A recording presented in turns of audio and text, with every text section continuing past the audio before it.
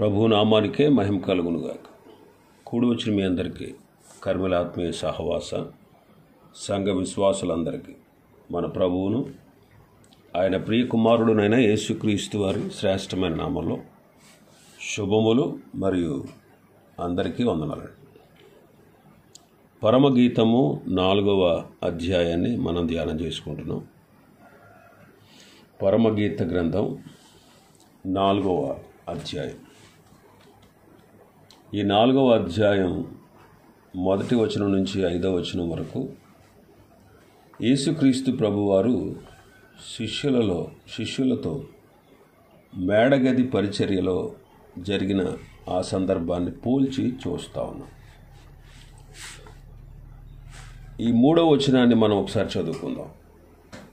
2 వచనాలు మనం ధ్యానం చేసుకున్నాం ఇప్పటివరకు. 3వ వచనం చదువుతానండి.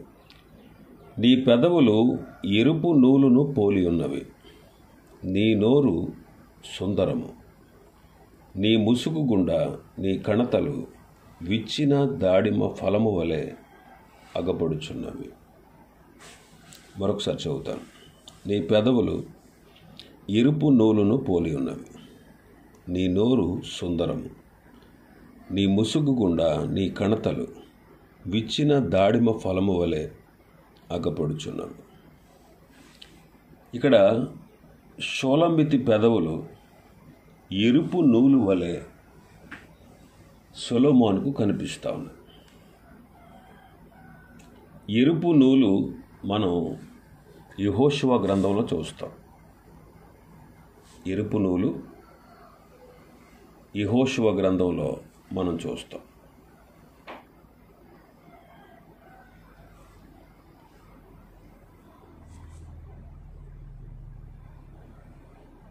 యెహోషువ గ్రంథంలో వేగుల వారు రాహాబు అనేటువంటి ఆమెతో మాట్లాడినప్పుడు ఆమె సైనికులకి వారిని అప్పగించకుండా వారిని కిటికీ గుండా దింపి వారిని పంపించి వేసినప్పుడు వారు వెళుతూ ఎరుపు రంగు దారాన్ని ఆమెకి ఇచ్చారు. ఆ కిటికీకి దాన్ని కట్టమని చెప్పారు. రాహాబు అతని ఇంటి వారందరూ ఆ ఎరుపు నూలును ఆశ్రయించి రక్షించబడ్డారు. ఎరుపు నూలు క్రీస్తు రక్తమునకు సాదృశ్యం. యేసుక్రీస్తు రక్తము ద్వారానే మనకు రక్షణ కలదు. రాహాబు ఆ వేగుల వారితో మాట్లాడుతూ దేవుని అద్భుత కార్యాలను తలంచినప్పుడు ఈ ఎరుపు నూలును ఆమె ఎన్నడూ మరిచిపోదు. ఆమె పెదవులతో ఈ ఎరుపు నూలు యొక్క రక్షణ ప్రభావాన్ని ఆమె వివరించింది. అదేవిధంగా మనం కూడా మన పెదవులతో దేవుని రక్షణ కార్యాన్ని మనం వివరించేవారుగా ఉండాలి. 17వ కీర్తన 1వ వచనం చదువుతాం. యెహోవా, న్యాయమును ఆలకించుము, నా మొర్ర అంగీకరించుము, నా ప్రార్థనకు చెవియొగ్గుము, అది కపటమైన పెదవుల నుండి వచ్చినది కాదు. ఇక్కడ కీర్తనకారుడు దావీదు, నేను నీకు ప్రార్థన చేస్తున్నాను, చెవియొగ్గు ప్రభువా, అది కపటమైన పెదవుల నుండి వచ్చినది కాదు అంటున్నాడు. క్రీస్తునందు విశ్వాసం ఉంచిన మన పెదవులు ఆయనకు ప్రార్థించుటకు, ఆయన రక్షణను గూర్చి వివరించుటకు ప్రతిష్ఠించబడాలి. దైవ సన్నిధిలో మనం ప్రార్థించే వారముగా ఉండాలి. అయితే కపటమైన పెదవులతో మనం ప్రార్థించకూడదు. ప్రార్థన పవిత్రమైన పెదవుల్లో నుండి రావాలి. కపటముతో చేసే ప్రార్థన ప్రభువు అంగీకరించాడు. కాబట్టి ప్రార్థన పవిత్రమైన పెదవుల్లో నుండి రావాలి. అంటే హృదయంలో పవిత్రత, జీవితంలో పవిత్రత, ఆద్యంతం పవిత్రత కలిగి మనం ప్రార్థిస్తే, పాపము లేనివారుగా ఉండి ప్రార్థిస్తేనే ఆ ప్రార్థన కూడా దేవుడు వింటాడు. కీర్తన 40 కీర్తన 9. నా పెదవులు మూసుకొనక మహాసమాజములో నీతి సువార్తను నేను ప్రకటించి ఉన్నానని నేనంటిని. యెహోవా, అది నీకు తెలిసి ఉన్నది. ఇక్కడ భక్తుడు పెదవులు మూసుకొనకుండా మహాసమాజంలో నీతి సువార్తను ప్రకటిస్తూ ఉన్నాడు. మన ప్రభువు నీతిమంతుడు. ఆయన ఆశ్రయించి వారందరినీ నీతిగా తీర్చేవాడు, నీతిమంతులుగా చేస్తాడు. మరి ప్రభువు ద్వారా మనం నీతిమంతులుగా తీర్చబడి నీతి ప్రవర్తనను కలిగి దేవుని నీతిని మన పెదవులతో పలకాలి. ఇటువంటి పెదవులు యేసు రక్తముతో కడగబడిన ఎరుపు నూలును పోలి ఉండేవి. 51 కీర్తన 15. ప్రభువా, నా నోరు నీ స్తుతిని ప్రచురపరచునట్లు నా పెదవులను తెరువుము అంటాడు. మన పెదవులు ప్రభువును స్తుతించి ప్రభు స్తుతిని ప్రచురపరిచేవిగా ఉండాలి. ఎన్నో ఉపకారాలు ఆయన చేశాడు మన జీవితాల్లో. మనం దేనిని మరువకూడదు. ప్రభు మనలను రక్షించినందుకు మనం ఆయనను స్తుతించాలి. ఆయన మనకు శాశ్వత జీవాన్ని ఇచ్చినందుకు మనం ఆయన స్తుతించాలి.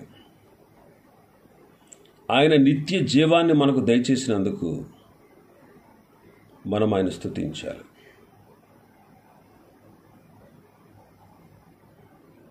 ఆయన సిలువలో మన కొరకు చిందించిన అమూల్యమైన రక్తాన్ని బట్టి మనం ఆయన స్తుతించాలి.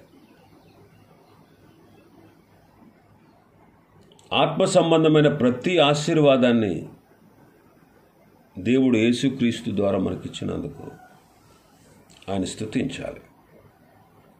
శరీర సంబంధమైన అనేకమైన మేలులు మనకు దయచేసినందుకు స్తుతించాలి. మనం పెదవులతో ఎల్లప్పుడూ ప్రభువును స్తుతించాలి. అటువంటి పెదవులే యేసు రక్తమును ఆశ్రయించిన ఎరుపు నూలును పోలి ఉంటాయి. 63 కీర్తన 5.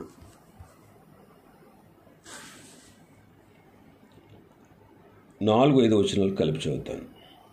నా మంచము మీద నిన్ను జ్ఞాపకం చేసుకుని రాత్రి జాముల యందు నిన్ను ధ్యానించినప్పుడు క్రొవ్వు మెదడు నాకు దొరికినట్లుగా నా ప్రాణము తృప్తి పొందుచున్నది. ఉత్సహించు పెదవులతో నా నోరు నిన్ను గూర్చి గానము చేయుచున్నది. ఉత్సహించు పెదవులు. ఇక్కడ భక్తుడికి దావీదుకి ఎలాంటి పెదవులు ఉన్నాయంటే ఉత్సహించు పెదవు. యోధ అరణ్యంలో ఉండగా రాశాడు. తరమబడుతూ ఉన్నాడు. తన చుట్టూ ఉన్నవాళ్ళు భయాందోళనలో ఉన్నారు. తనకు కూడా మరణం ఎప్పుడు సంభవిస్తుందో తెలియదు అన్నట్టుగా ఉన్నాడు. ఆ అరణ్యంలో అంటాడు, నా మంచం మీద నిన్ను జ్ఞాపం చేసుకుని రాత్రి జాముల యందు నిన్ను ధ్యానించినప్పుడు క్రొవ్వు మెదడు నాకు దొరికినట్లుగా నా ప్రాణము తృప్తి పొందుచున్నది. ఉత్సహించు పెదవులతో నా నోరు నిన్ను గూర్చి గానము చేయుచున్నది. రాత్రి జాముల యందు ధ్యానిస్తున్నాడట.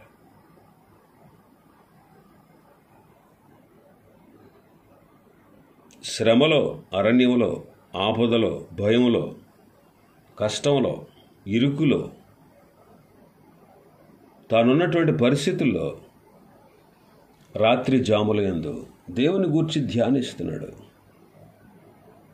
అలా ధ్యానిస్తూ ఉన్నప్పుడు అతని ప్రాణం తృప్తి పొందుతూ ఉంది. ఉత్సహించు పెదవులతో నా నోరు నిన్ను గూర్చి గానము చేస్తుంది అంటున్నాడు. జీవితకాలం అంతా ఉత్సాహంతో ప్రభువును స్తుతించే పెదవులు మనం కలిగి ఉండాలి.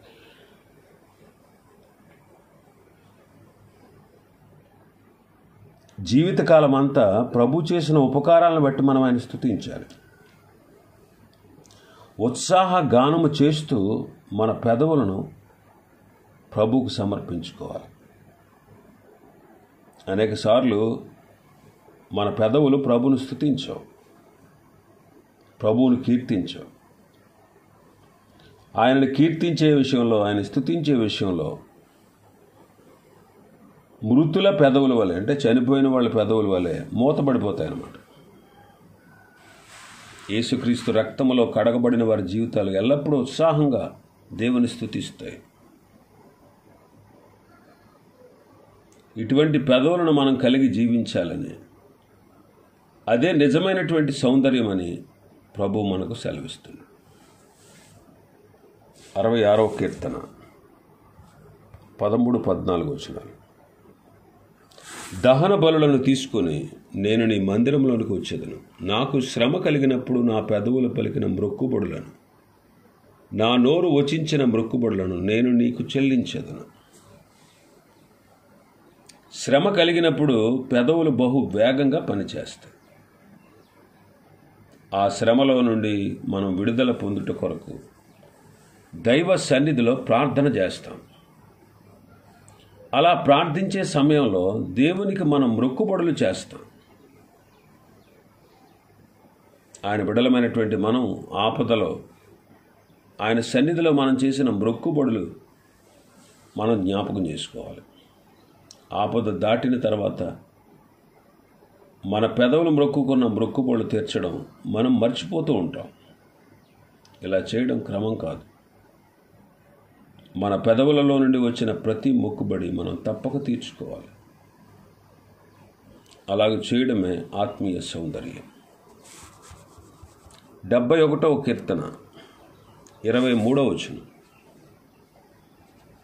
నేను నిన్ను కీర్తించినప్పుడు నా పెదవులను, నీవు విమోచించిన నా ప్రాణమును నిన్ను గూర్చి ఉత్సాహధ్వని చేయును. నేను నిన్ను కీర్తించినప్పుడు నా పెదవులను, నీవు విమోచించిన నా ప్రాణమును నిన్ను గూర్చి ఉత్సాహధ్వని చేయి. దేవుని ప్రజల పెదవులు విమోచింపబడిన పెదవులు. అవిశ్వాసుల పెదవులు శాపగ్రస్తమైనవి. అందుకే 12వ కీర్తనలో మనం చదువుతాం. 12వ కీర్తన 4వ వచనం మనం చదివితే, మా నాలుకల చేత మేము సాధించేదము, మా పెదవులు మావి, మాకు ప్రభువు ఎవడని వారు అనుకుంది. 3వ వచనం చదివితే, ఇచ్చకములాడు పెదవులన్నిటినీ, బింకములాడు నాలుకలన్నిటినీ కోసివేస్తాడు. 2వ వచనం చదివితే, అందరూ ఒకరితోనొకడు అబద్ధములాడుదురు, మోసకరమైన మనస్సు గలవారే ఇచ్చకములాడు పెదవులతో పలుకుదురు అంటాడు. 140వ కీర్తనలో మనం చూస్తే 3వ వచనం, 140వ కీర్తన 3వ వచనం. పాము నాలుక వలె వారు తమ నాలుకలు వాడి చేయుదురు, వారి పెదవుల క్రింద సర్ప విషం ఉన్నది.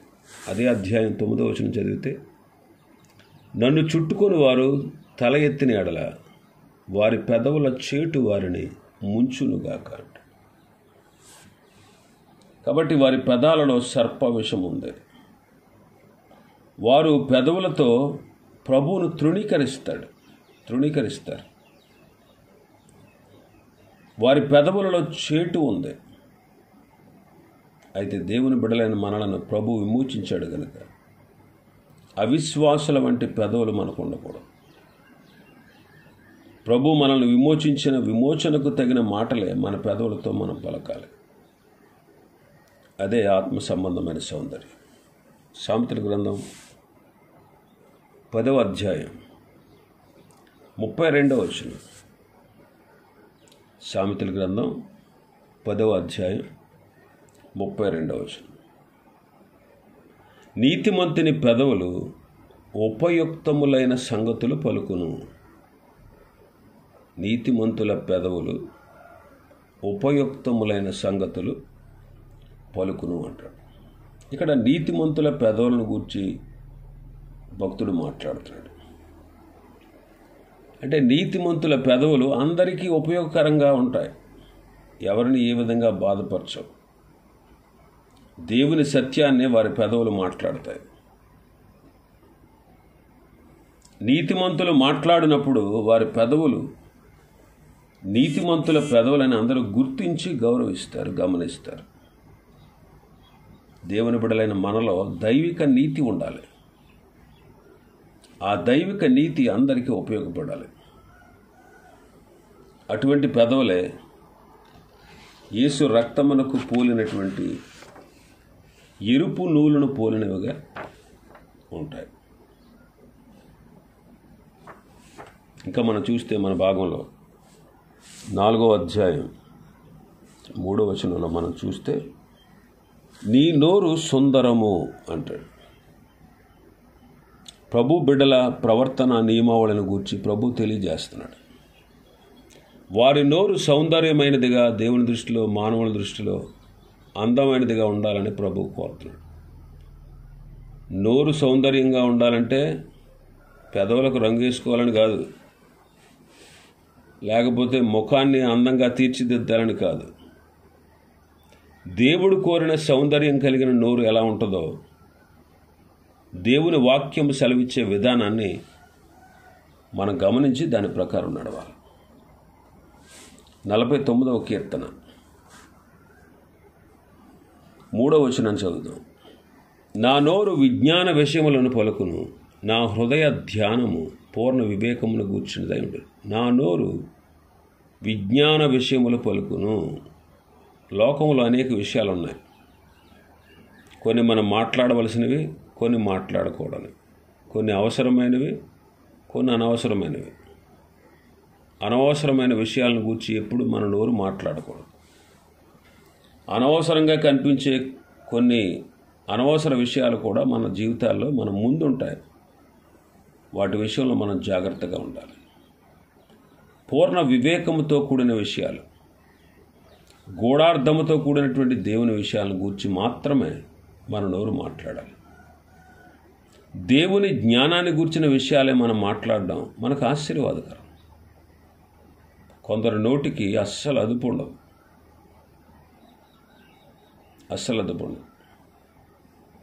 కాబట్టి ప్రతి ఒక్కరూ మన నోటిని జాగ్రత్తగా ఉండాలి. సామెతల గ్రంథం 13వ అధ్యాయం 3వ వచనం. తన నోరు కాచుకునివాడు తన్ను కాపాడుకొనును, ఊర కొనక మాట్లాడువాడు తనకు నాశనము తెచ్చుకొను. ఊరక మాట్లాడేవాడు నాశనం తెచ్చుకుంటాడు. నోరును కాచుకునేవాడు తను కాపాడుకుంటాడు. దేవుని దృష్టిలో సౌందర్యమైన నోరు ఎలా ఉంటుందో సొలొమోను చెబుతున్నాడు. ప్రతి ఒక్కరూ తన నోటిని కాపాడుకోవాలి. దురుసు మాటలు, వ్యర్థమైన మాటలు, తొందరపాటు మాటలు, విమర్శించే మాటలు ఇవేవి మనలో కనిపించకూడదు. ఈ విషయాల్లో ఎవరు నోరైతే వారు కాపాడుకుంటారో వారికి క్షేమం ఉంటుంది. అనవసరంగా వ్యర్థంగా మాట్లాడేవారు తమకు నాశనం తెచ్చుకుంటారు. అందువలన మన సంభాషణ ఉప్పు వేసినట్లుగా ఉంటే అదే సౌందర్యమైన నోరని ప్రభు సెలవిస్తున్నాడు. 21వ అధ్యాయం సామెతల గ్రంథం 21వ అధ్యాయం 23వ వచనం. నోటిని నాలుకను భద్రము చేసుకునేవాడు శ్రమల నుండి తన ప్రాణమును కాపాడుకొనును. భద్రపరచబడిన నోరు. నోటిని నాలుకను భద్రం చేసుకోవాలి. నోటిని భద్రపరచుకోకపోతే అనేకమైన నష్టాలు కలుగుతాయి. కొన్నిసార్లు దేవుని పనికి కూడా ఎంతో నష్టం కలుగుతుంది. భద్రత లేని నోరు అనేకమైన కీడులకు కారణమవుతుంది. అందువలన నోటిని ఎంతో జాగ్రత్తగా భద్రపరచుకోవాలని, ఈ విధంగా భద్రపరచబడిన వారి నోరు దేవునికి మహిమకరంగా ఉంటుందని ఆయన వాక్యం తెలియజేస్తుంది. అనేక గృహాల్లో గలిబిలి, అనేక సంఘాల్లో గలిబిలి. కారణం ఏంటంటే భద్రపరచబడిన నోరు కలిగిన వారి వల్లే ఇలాంటివన్నీ సంభవిస్తాయి. అందువలన భద్రపరచబడిన నోరు ఎంతో శ్రేష్టమైనది. సామెతల గ్రంథం 31వ అధ్యాయం 26వ వచనం. జ్ఞానము కలిగి తన నోరు తెరచును, కృపగల ఉపదేశమును ఆమె బోధించును. కృపగల ఉపదేశమును ఆమె జ్ఞానము కలిగి తన నోరు తెరచును. జ్ఞానము కలిగి. ఇక్కడ